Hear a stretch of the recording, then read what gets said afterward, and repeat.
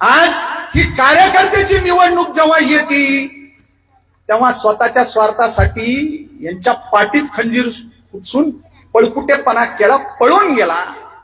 आणि आता परत अजून तीच व्यक्ती त्या ठिकाणी म्हणते की इकडचं पार्सल आलं, तिकडचं पार्सल आलं. ही निवडणूक दुसरीकडे नेऊ नका. मुद्द्याची निवडणूक गुद्द्यावर नेण्याचा प्रयत्न कुणी करू नका. माझी निवडणूक जेव्हा येईल तेव्हा तुमचा कसा सोक्षमोक्ष लावायचा हे शिवाजीराव पंडित कुटुंबियाला, शिवछत्रपतीवाराला सांगायची गरज नाही.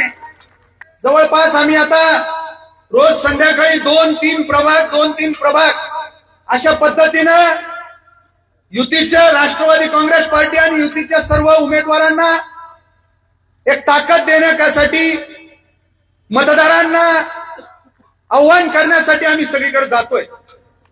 परंतु आजच्या या ठिकाणचा उत्साह पाहिल्यानंतर तिथले दोन्ही आमचे उमेदवार आजच त्या ठिकाणी त्यांचा निकाल लागलाय अशा पद्धतीचा विश्वास आपल्याकडे बघून वाटतोय. ही निवडणूक 9 वर्षानंतर होणारी ही निवडणूक आहे. राष्ट्रवादी काँग्रेस पार्टी आणि मित्रपक्षाच्या माध्यमातून ही निवडणुकीला आम्ही सामोरं जातोय. इथं सांगितलं की अवघ्या 4 दिवसामध्ये ज्या वेळेस पक्षांनी ज्या नेतृत्वाला इथं विधानसभेच्या निवडणुकीमध्ये तिकीट दिलं, उमेदवारी दिली आणि सत्ता आल्यानंतर 1 वर्ष जे काय आहे त्या उमेदवाराचा निवडणुकीमध्ये अवघ्या 1-2 हजार मतांनी पराभव झाला. त्या उमेदवाराला आपला उमेदवार हिटला होता म्हणून 10 महिने, 11 महिने, वर्षभर ताकद देण्याचं, पाठबळ देण्याचं काम पक्षाने केलं. त्या उमेदवारानं, त्या व्यक्तीनं, त्या नेतृत्वानं या ठिकाणी नगरपालिकेचे नामनिर्देश भरण्याच्या 2 दिवस आधी पक्षाच्या, संघटनेच्या आणि असे पक्षाचे हाडाचे कार्यकर्ते बाळासाहेब गुंजाळ हे आता मला वाटतं 3री टर्म त्यांची आहे. 2 टर्म झालेल्या आहेत. विधानसभेच्या मागची 1 वर्षापूर्वी झालेल्या निवडणुकीमध्ये बाळासाहेब तुम्ही कुणाचं काम केलं? आपल्या पक्षाचं काम केलं, त्या उमेदवाराचं काम केलं. जो उमेदवार पक्षाने दिला होता त्यांनी यापूर्वी एकही निवडणूक त्या ठिकाणी लढवलेली नव्हती, हेही आपण लक्षात घेतलं पाहिजे. एकही निवडणूक.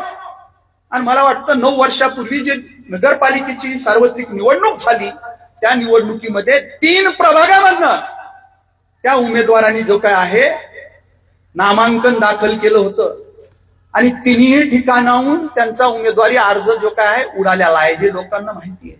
अशा उमेदवाराला, अशा व्यक्तीला ही 2024ची राष्ट्रवादी काँग्रेस पक्षाची महायुतीची उमेदवारी पक्षाने त्या ठिकाणी दिली आणि या सगळ्या कार्यकर्त्यांच्या जीवावर अवघ्या त्या ठिकाणी 2000 मतानं पराभव झाला.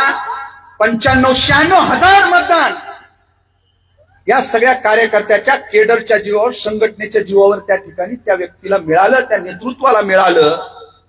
आज ही कार्यकर्त्याची निवडणूक जेव्हा येते तेव्हा स्वतःच्या स्वार्थासाठी यांच्या पाठीत खंजीर खुपसून पळकुटेपणा केला, पळून गेला. आणि आता परत अजून तीच व्यक्ती त्या ठिकाणी म्हणते की इकडचं पार्सल आलं, तिकडचं पार्सल आलं. अरे मी काय निवडणुकीला उभाच नाहीये. मी हे पक्षाचे कार्यकर्ते, पक्षासाठी, तुमच्यासाठी यांनी खांब गाळलाय, दिवस रात्र एक केलीये, यांच्यासाठी मी इथं आलो आहे. माझी निवडणूक नाहीये, ही माझी निवडणूक नाहीये की पार्सल पाठवू हे करू. माझी निवडणूक जेव्हा येईल तेव्हा तुमचा कसा सोक्षमोक्ष लावायचा हे शिवाजीराव पंडित कुटुंबियाला, शिवछत्रपतीवाराला सांगायची गरज नाही. आणि अशा चिल्ल्या पिल्ल्यांनी माझ्यावर आरोप करू नये. आपण एकही निवडणूक अजून लढवलेला नाहीये, जिंकलेला नाहीये. मी गेल्या 25 वर्षापासून स्थानिक स्वराज संस्था अविरतपणे त्या ठिकाणी तिथं काम करत आलेलो कार्यकर्ता आहे. मी एकदम कोण नाव म्हणून आपल्या वडिलांचं आणि घराचं नाव म्हणून त्या ठिकाणी आलो नाही. मी काम केलंय. वसा आणि वारसा शिवाजीराव पंडित कुटुंबाचा आहे, परंतु काम करून माझी स्वतःची एक ओळख निर्माण करून आणि कामाच्या माध्यमातून एक ठसा उमटून मी या इथपर्यंत आलेलो. त्याच्यामुळं माझ्यावर टीका करायची सोडून द्या. मी इतकंच लहानाचा मोठा झालोय. पार्सल कशाला? माझा जन्म इथं झालाय. बाळासाहेबांचे माझे 25 वर्षापासूनचे संबंध आहेत.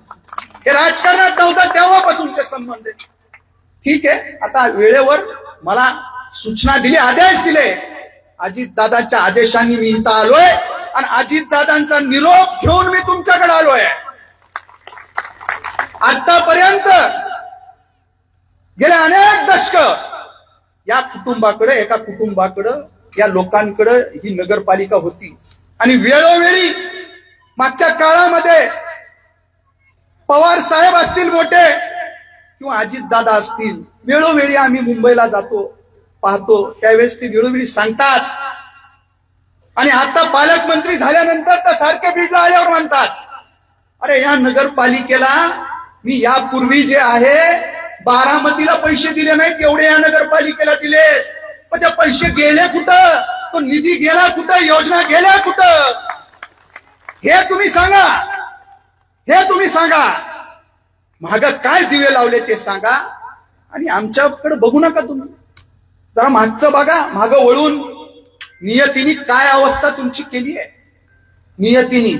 नियतीचा खेळ असतो. त्याच्यामुळे दुसऱ्याचे वासे मोजण्याचा प्रयत्न मला असं वाटतं हे करण्याचं अजून तुमचं तेवढं वयही नाही. आपण फक्त बोला की पुढं काय करणार. मी तुम्हाला शेवटी एवढंच सांगाल, मी बाकीच्याच बोलणार नाही. या निवडणुकीमध्ये राष्ट्रवादी काँग्रेस पार्टीच्या नगराध्यक्ष पदाच्या उमेदवार असतील किंवा प्रभागामधील नगरसेवक पदाचे उमेदवार असतील, घड्याळ या चिन्हासमोरील बटन दाबून आपण मतदान करताय. ही नगरपालिका अजितदादा पवार साहेबांसारख्या नेतृत्वाकडे देण्यासाठी मतदान करताय, याची ही गोष्ट लक्षात घ्या. 3 पॅनल आहेत. तिथं मतदान केल्यानंतर घड्याळाला इथं अजितदादाचं नेतृत्व लाभणार आहे. अजितदादांनी ही नगरपालिका त्या ठिकाणी याचं पालकत्व स्वीकारलंय. या नगरपालिकेला, या शहराला दत्तक घेण्याचं त्या ठिकाणी ठरवलेलं आहे.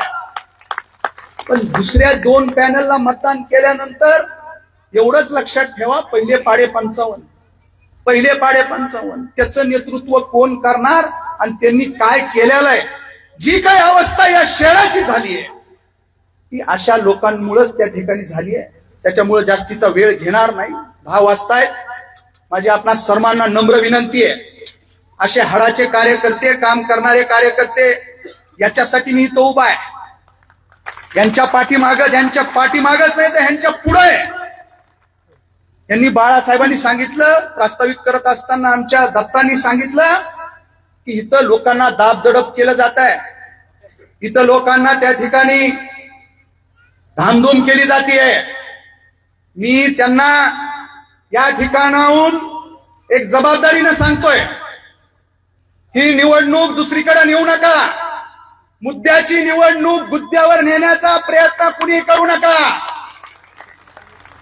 आणि अशा पद्धतीनं तुम्ही लोकशाहीच्या या उत्सवामध्ये तर काही खोडा घालण्याचा प्रयत्न जर कोण करत असेल तर या ठिकाणी याद राखा, बीड जिल्ह्याचे पालकमंत्री अजित अनंतराव पवार हे आहेत.